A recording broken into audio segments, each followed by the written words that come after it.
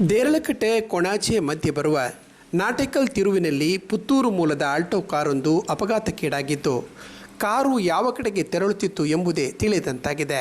ಅಪಘಾತದ ರಭಸಕ್ಕೆ 2 air ಬ್ಯಾಗ್ಗಳು open ಆಗಿರುವುದು ಕಂಡುಬಂದಿದೆ. ಮಂಗಳವಾರ ಬೆಳಗಿನ ಜಾವ ಅಪಘಾತ ನಡೆದಿರುವ ಶಂಕೆ ಇದೆ.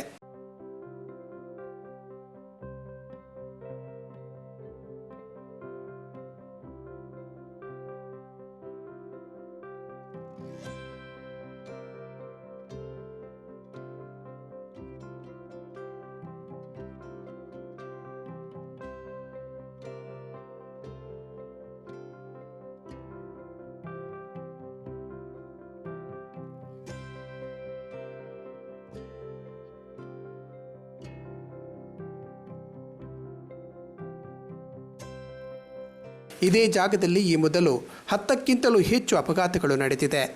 ಇತ್ತೀಚೆಗೆ ಖಾಸಗಿ ಇಂಜಿನಿಯರಿಂಗ್ ಕಾಲೇಜಿನ ಬಸ್ಸೊಂದು ಸೈಡ್ಗೆ ವಾಲಿ ದ್ವಿಚಕ್ರ ಸವಾರರಿಬ್ಬರು ಗಾಯಗೊಂಡಿದ್ದು, ಚಿಕ್ಕಮಗಳೂರು ಮೂಲದ ವ್ಯಕ್ತಿಯೊಬ್ಬರು ಅಸುನೀಗಿದ್ದರು. ಈ ಪ್ರದೇಶದಲ್ಲಿ ಯಾಕೆ ಈ ರೀತಿಯ ಅಪಘಾತವಾಗುತ್ತಿದೆ ಎಂದು ಜನತೆಯ ಪ್ರಶ್ನೆಯಾಗಿದೆ.